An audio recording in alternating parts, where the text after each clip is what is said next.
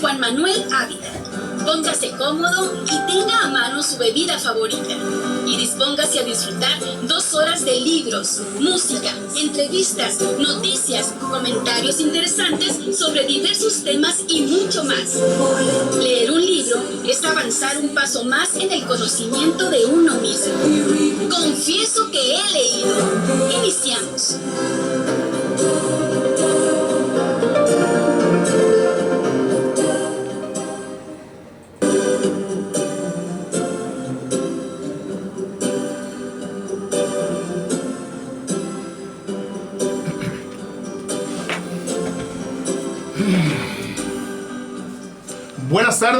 Buenas tardes, son las 7 de la tarde con 5 minutos en punto. 7 con 5 en punto. Claro, Nueva hora. ¿Por qué únicamente la hora, el o'clock es en punto? También 7 con 5 en punto. En esta hermosa, cálida y cada vez más oscura, pero siempre hermosa capital del estado de Sonora, Hermosillo. Es un gusto estar con ustedes hoy en el tomo número 50 de Confieso que he leído, hoy lunes 23 de septiembre de 2019.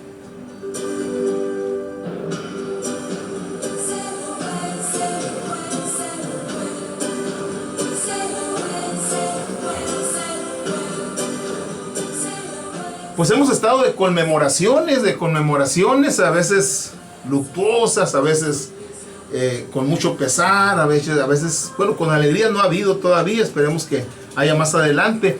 Y hoy 23 de septiembre, es aniversario, el aniversario número 54, ¿sí? 54, del asalto al cuartel Madera, allá en Chihuahua.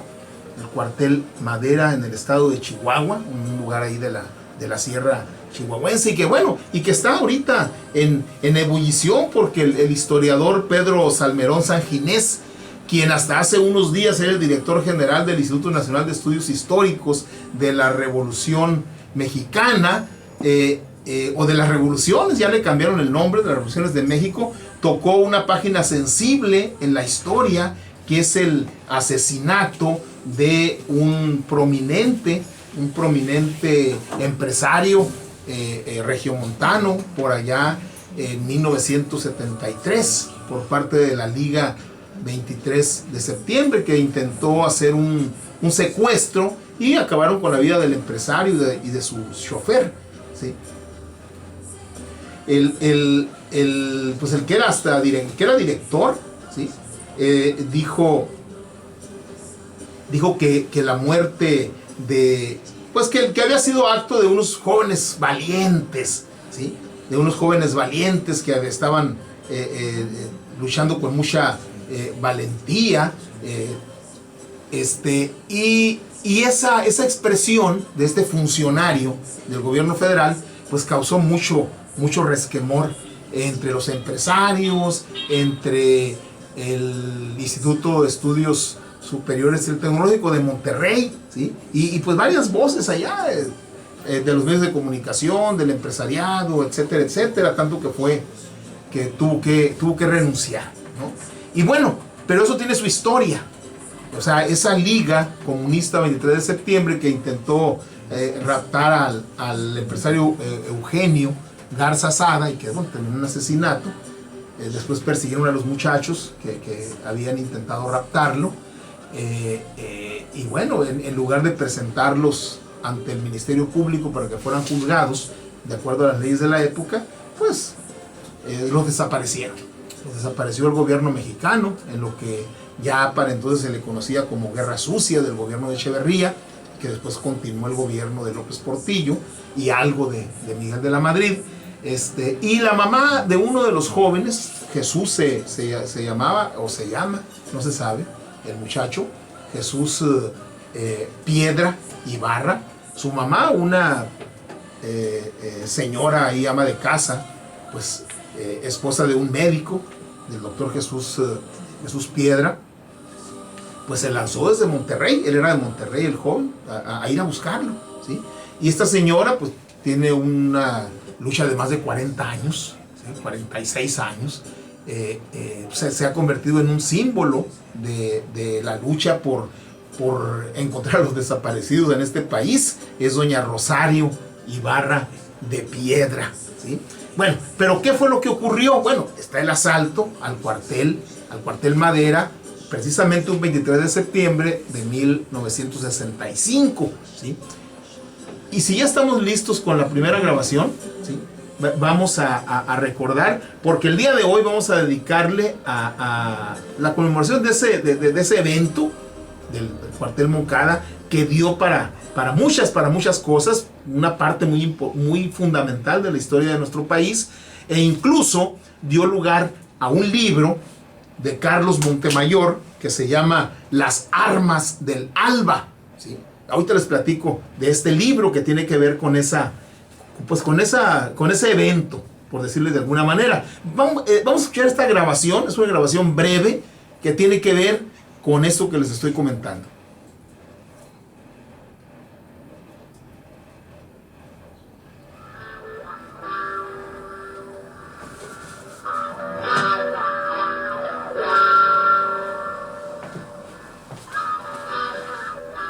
El 23 de septiembre de 1965 marcó definitivamente la historia de la lucha campesina y puso a Madera en el foco de la historia regional y en el mapa de las reivindicaciones por tierra y cambios sociales. El intento por tomar el cuartel militar de Ciudad Madera resultó en la muerte de casi todos los guerrilleros participantes, pero se convirtió en un símbolo de la lucha que se perpetuó en todo el país, en pos de traer abajo al régimen autoritario y corrupto en el que se encontraba el gobierno de esa época, y detener los abusos y despojos contra campesinos e indígenas por parte de familias y grupos de poder.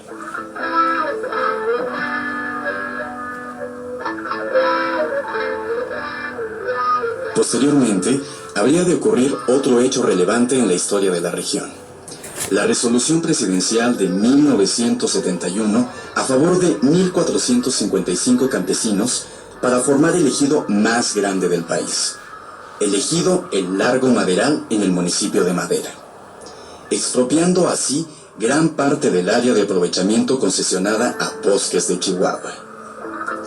Con este hecho, el presidente en turno, Luis Echeverría Álvarez, terminó con el sistema de concesiones a las empresas madereras nacionales para dar paso a la formación de las empresas bajo el control del Estado, conocidas como empresas paraestatales u organismos públicos descentralizados. Bien, pues esa es una síntesis de lo que ocurrió, y nos va a leer una nota Edna que tiene que ver con el asalto al cuartel Madera, que hoy pues fue el 65, pues hoy se cumplen pues 54 años de ese evento, por llamarlo de esta manera. ¿Qué es el asalto al cuartel de Madera? Se conoce como asalto al cuartel de Madera a la primera acción insurreccional de envergadura de la guerrilla contemporánea en México. Dicha acción fue la más importante de la organización insurgente, un grupo popular guerrillero, el GPG, y fue llevada a cabo en la madrugada del 23 de septiembre de 1965 por una docena de campesinos, estudiantes, maestros y líderes agrarios que intentaron tomar por asalto el cuartel del ejército mexicano en Madera, Chihuahua. La fecha es el 23 de septiembre de 1965, el lugar Madera, Chihuahua. Beligerantes eran el ejército mexicano y el grupo popular guerrillero. Los comandantes son Praxedes Giner Durán, y el ejército Arturo Gámez García y Pablo Gómez Ramírez, un grupo popular guerrillero, y las fuerzas en combates fueron 125 soldados contra 13 guerrilleros, 6 muertos y 10 heridos en el ejército y 8 muertos de guerrilleros. Días posteriores a este asalto, inmediatamente fueron enviados al municipio de Madera y anexas cientos de tropas que llegaron para tanto aplastar o evitar otro movimiento guerrillero como para pedir informes a la población sobre los demás miembros de la guerrilla que sobrevivieron. También se llegaron a enviar miembros de la brigada de fusileros paracaidistas para patrullar junto con las tropas convencionales, la sierra y las comunidades pertenecientes al municipio. Se establecieron retenes militares en todas las salidas de la ciudad y la estación de ferrocarril fue custodiada fuertemente por los soldados. Todo esto con el fin de evitar el escape de los guerrilleros sobrevivientes. Incluso se llegaron a enviar 4 aeronaves a reacción del Lockheed y T-33 de la Fuerza Aérea Mexicana para que sobrevolaran la región e intimidar a posibles levantamientos armados que pudieran suscitarse. Entonces, ¿cuál fue la importancia? Eran 13, la mayor parte de ellos muy jóvenes. El mayor creo que era Pablo Gómez Ramírez, era un médico de profesión. El otro líder muy joven, de 24 años, un profesor, Arturo Gámez, tenía unos 23. Arturo Gámez García. Arturo Gámez García, tenía unos 22, 23 años, 24 años tenía, había nacido creo que el 40 y aún no los cumplía los 25 años. ¿Cuál es la importancia? Si hasta ahí llegó todo. Tanto, todos ellos eran, algunos eran campesinos, el otro era médico y el otro era profesor, muy joven, normalista. Todos ellos eran miembros de la UGOCM. La UGOCM era la Unión General de Obreros y Campesinos Mexicanos, que era una organización que había fundado Vicente Lombardo Toledano, muy aliado del régimen por lo demás, y había fundado el Partido Popular Socialista. Eran solicitantes de tierra, ¿sí?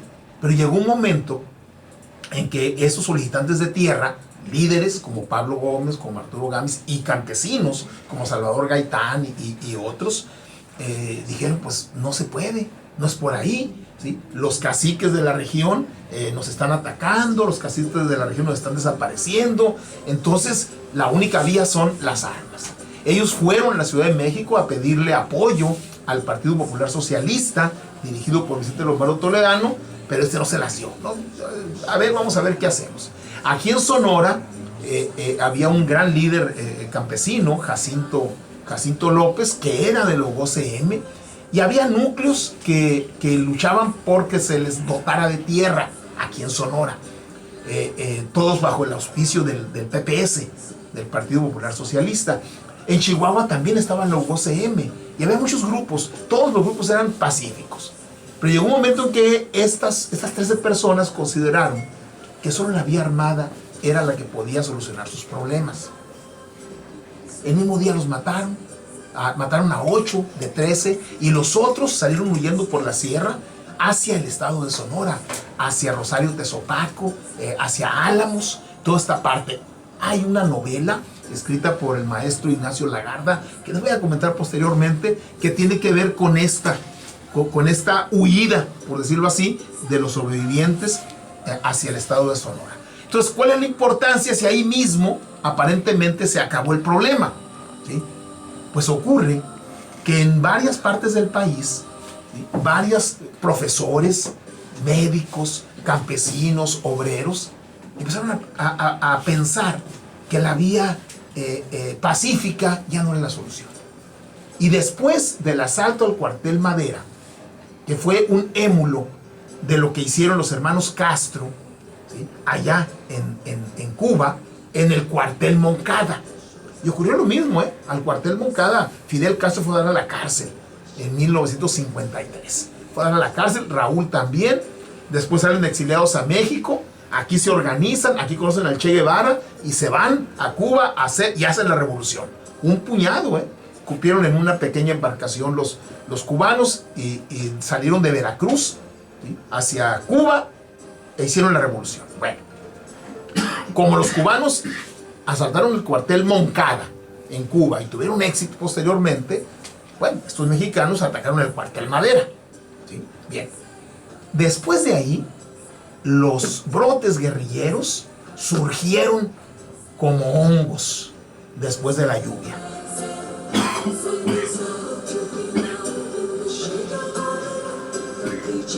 Se dio después de ello, por ejemplo, el levantamiento de Lucio Cabañas, profesor normalista egresado de la Normal de Ayotzinapa, de Ayotzinapa, está allá en el estado de Guerrero.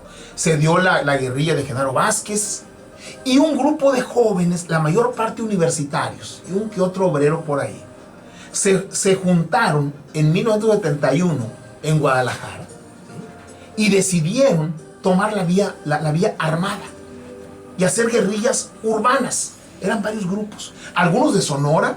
Sonora tuvo una importante cuota de sangre guerrillera en esa época y en las cárceles también, ¿sí? Varios había uno que le decían el Guaymas, por ejemplo, y hubo varios sonorenses, ¿sí? Gente de Jalisco, gente de varios estados de la República, se unieron y dijeron, vamos a unir nuestros pequeños grupos y a formar una gran organización. ¿Cómo le ponemos? Pues esta va a ser que pues, una liga, un conjunto de organizaciones, una liga, ¿sí? ¿Cómo le ponemos? En honor de lo que pasó en el cuartel Madera, le vamos a poner Liga 23 de septiembre. Y como nuestro fin es instaurar el comunismo en México, es la Liga Comunista 23 de septiembre. Y órale.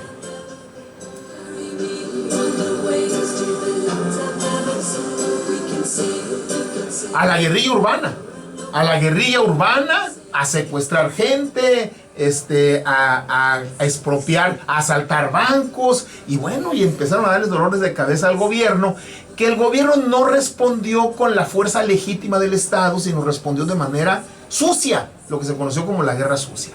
Y lo que pasó allá en Monterrey, con el joven Jesús Piedra Ibarra y otros, ¿sí? Que intentaron secuestrar a Eugenio Garza Sada, uno de los grandes y prominentes empresarios de Monterrey, terminó en muerte, ¿sí? Se hizo un luto tremendo, un sepelio enorme. Creo que fue Echeverría a dar el pésame, prácticamente lo corrieron a empujones los empresarios porque lo consideraban responsable de lo que había ocurrido, ¿sí? Eso es lo que en este día se está conmemorando, por decirlo así.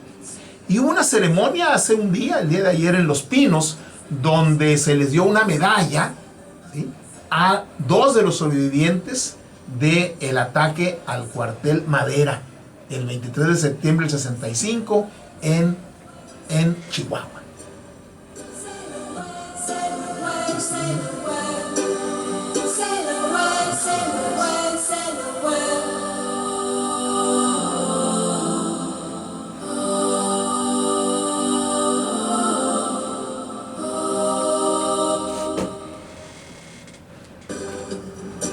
Uno de los líderes fue Arturo Gámez.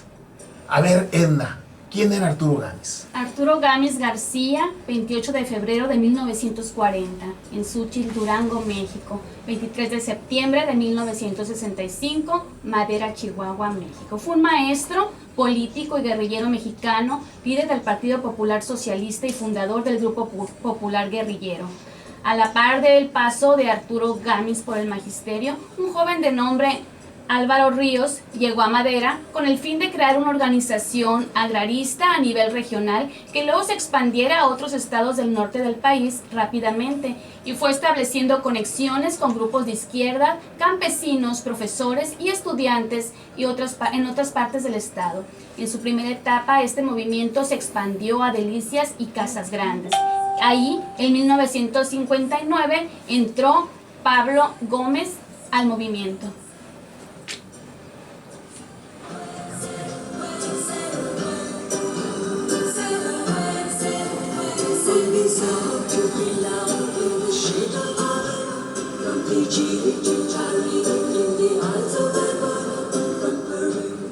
Desde tiempo atrás era notorio el compromiso de Pablo con las causas populares. En 1960 el movimiento se estableció en la ciudad de Chihuahua y se empezaron a relacionar en él varios estudiantes de la Universidad de Chihuahua y de la Escuela Normal del Estado. Ahí Arturo entró a este y también entraron Guillermo Rodríguez Ford, Eduardo Rodríguez Ford, Saúl Chacón y Óscar González Eguiarte.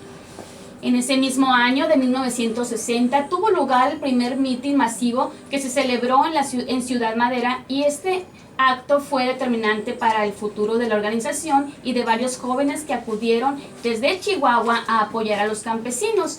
Entre los oradores del mitin estuvo Arturo Gámez, quien se ganó inmediatamente la confianza de los campesinos, pues su forma de exponer las ideas era muy clara y convincente. Ahí mismo le pidieron que los ayudara más directamente en su lucha, y a partir de ese momento el joven Arturo se comprometió de lleno con la causa de los agraristas chihuahuenses, decidiendo para ello abandonar los estudios que recién había iniciado en la normal del estado. Ese mismo año hubo una marcha en donde más de 100 campesinos caminaron más de 300 kilómetros desde Madera hasta Ciudad Chihuahua, la capital, para reclamarle al presidente Adolfo López Mateos que estuvo en gira por Chihuahua, y que detuviera los abusos de los caciques y los latifundistas.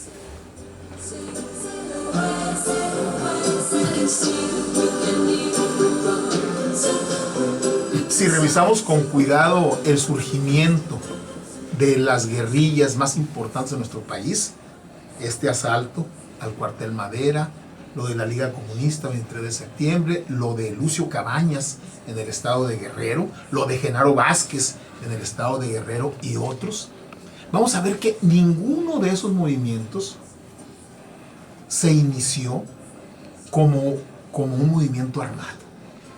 Todos ellos o buscaban reivindicaciones campesinas mediante peticiones, cartas, marchas, mítines, organizaciones pacíficas, etc. O eran peticionarios universitarios pidiendo algunas cosas para sus universidades, ¿sí? Es la respuesta, por una parte, de los latifundistas y caciques de aquellos años, por otra parte del gobierno, lo que va cerrando las opciones y que finalmente prácticamente los empujan hacia esa vía, hacia la vía armada, ¿sí? Un caso muy notorio, que luego un día de eso se los platico, es el de Lucio Cabañas, un profesor rural del estado de Guerrero que ni por aquí le había pasado a ser guerrillero, y que la acción del gobierno, particularmente del gobierno estatal en el estado de Guerrero, lo empuja a la Sierra de Guerrero, convirtiéndose en el más mítico de los líderes guerrilleros rurales en nuestro país.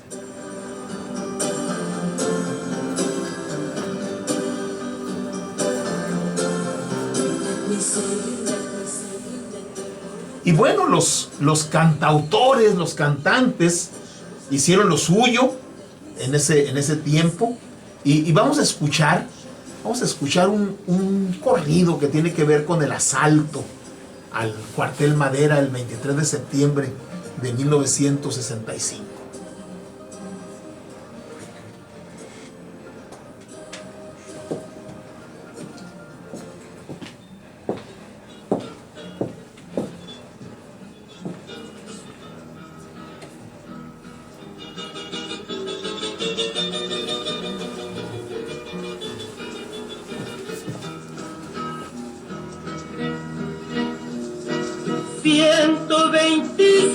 Sardos de esos que defienden hoy el latifundio del rico, llamándolo institución. Ametrallaron rabiosos la guerrilla